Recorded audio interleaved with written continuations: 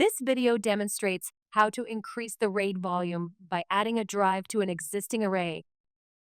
In this example, RAID 5 is configured with three 960GB SSDs, resulting in a total capacity of 1.92 terabyte.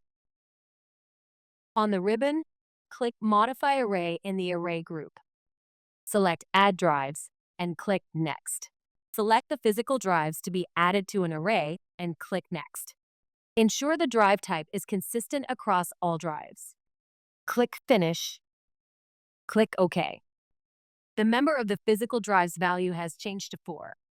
At this stage, the logical drive is still at 1.92 TB in size, despite the array size increasing by 960 GB from 1.92 TB to 2.88 TB.